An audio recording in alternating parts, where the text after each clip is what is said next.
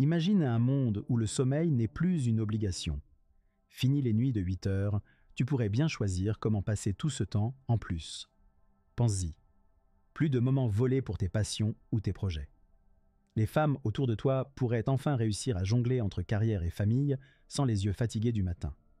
Imagine ta routine quotidienne. Plus de réveils en sueur parce que tu as trop dormi. Les cafés au petit matin pour te secouer? Terminé. Tu aurais le luxe d'un temps maîtrisé. Les week-ends seraient de vrais terrains de jeu. Explore des horizons que tu n'as jamais osé effleurer. Regarde autour de toi. On commence à voir les fêtes durer plus longtemps, les séances de sport en pleine nuit. On se réinvente. Tu prends cette liberté par les cornes ou tu restes dans la routine. Regardez, dans un monde où dormir devient optionnel, chaque culture pourrait s'adapter de manière unique, presque comme un patchwork mondial de rythmes et de routines. Imaginez-vous en Espagne, où la siesta est presque sacrée. La question se pose, vont-ils l'abandonner ou simplement la transformer en une pause sociale sans somnolence? En Scandinavie, cette révolution pourrait aller de pair avec leur culte de l'équilibre travail-vie personnelle. Vous voyez, après des journées de travail plus longues, le hygge, le bonheur simple, serait encore plus crucial.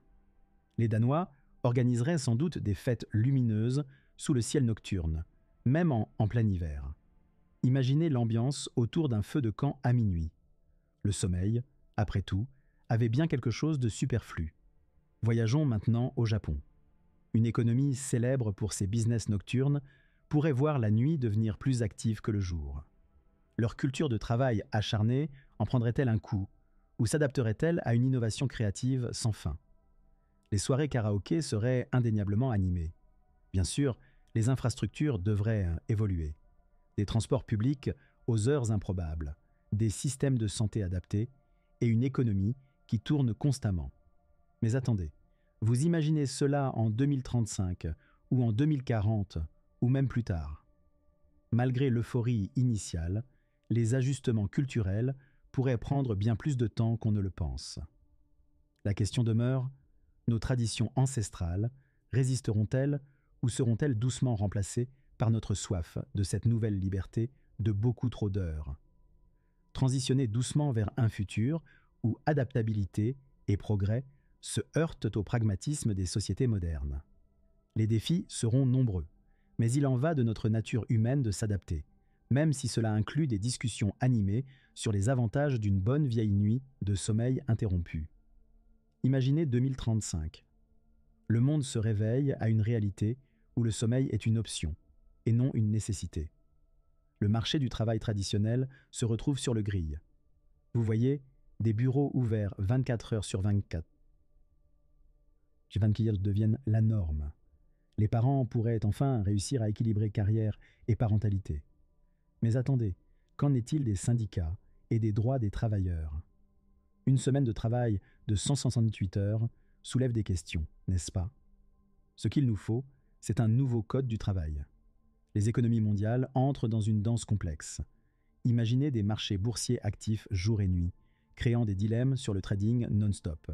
Pourtant, cette hyperactivité économique pourrait faire grimper les inégalités. Les infortunés chroniquement fatigueurs prendraient-ils du retard face à une productivité incessante? Dans un train qui ne s'arrête jamais, même les systèmes de santé sont en mouvement perpétuel. Les consultants médicaux seraient-ils appelés à toute heure pour des diagnostics instantanés? Vous savez, la santé mentale devient une pièce centrale du puzzle. Nuit blanche ne signifie pas forcément joie pure, après tout. Projetons-nous en 2040. Les écoles n'ont pas échappé à cette tornade de transformation. Les classes se réorganisent avec des heures d'apprentissage flexibles. Y aura-t-il une heure d'histoire à 3 heures du matin pour des jeunes noctambules curieux? Toutefois, aux fondations de toutes ces dynamiques se trouve un défi titanesque: maintenir la cohésion sociale. Comment rester, en tant que société, connectés alors que nos horloges internes divergent et se réinventent constamment? Peut-être nous accrochons-nous à nos traditions simplement pour ne pas nous perdre dans cette vaste cacophonie temporelle. Alors que nous planifions ce voyage sans sommeil, l'humain devra se rappeler que progresser n'est pas uniquement une question de vitesse, mais aussi d'endurance. Est-ce que cette course folle nous enlèvera cette part de simple douceur que nos rêves offraient? Avec le sommeil devenu optionnel, imaginez à quel point notre tissu social pourrait lentement s'effilocher, puis se tisser à nouveau. Vous voyez, en 2045, des familles qui n'ont plus besoin de s'aligner sur les mêmes cycles de sommeil. Cela change tout, non? Après tout, comment organiser un dîner familial quand chacun vit à son propre rythme temporel? En théorie, l'optionnalité du sommeil pourrait renforcer les liens, car chacun pourrait choisir le moment idéal pour des moments partagés. Cependant, avec cette flexibilité, pourrait aussi venir l'éclatement des horaires communs. Imaginez une maison où les petits déjeuners, dîners et collations de minuit deviennent une routine éclatée. À l'école, les enseignants font face à des classes aux effectifs variables à toute heure du jour et de la nuit.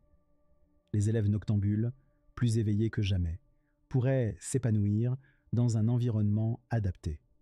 Mais attention, le défi sera de maintenir une certaine standardisation pour éviter que le diplôme ne devienne un patchwork de connaissances non alignées. Prenons un instant pour projeter cette réalité à l'échelle individuelle. Imaginez cet entrepreneur de 55 ans, soudainement affranchi de la fatigue. Elle décide d'innover à 2 heures du matin, mêlant créativité et grande solitude nocturne. Pourtant, toutes ces heures éveillées pourraient-elles engendrer un certain mal-être, voire de la mélancolie? Peut-être que, dans ce futur étrange, la réaction humaine sera de réinventer et recréer des moments de synchronisation humaine, peut-être une heure de la connexion où tout le monde s'arrête pour partager un instant unique, relevant à la fois du défi et de l'opportunité remarquable. Vous sentez la transition? Cette exploration sociale complexe nous pousse à repenser nos liens humains. Jusqu'à quel point notre société favorisera-t-elle cette souplesse tout en préservant l'unité? Vous voyez, avancer sans sommeil pourrait remettre en question les fondations mêmes de ce qui nous relie les uns aux autres. Nous voici en 2050. Vous pourriez penser que la société a maîtrisé l'art de vivre sans sommeil, et vous auriez un peu raison. Imaginez ces artistes enfin capables de créer 24 heures sur 24 sans interruption. Cependant, quel est le coût de cette créativité sans fin? En poussant plus loin, imaginez que vous êtes un dirigeant d'entreprise. Vous pensez peut-être que la productivité a explosé, ou est-ce que la pression pour produire a atteint de nouveaux sommets?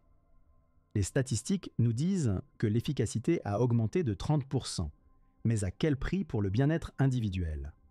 Mais revenons-en à notre quotidien. Les entreprises ont adopté des politiques de moments de déconnexion, des tranches horaires fixées pour revenir à l'essentiel. Imaginez une ville entière qui se fige à 21h pour une pause sérénité.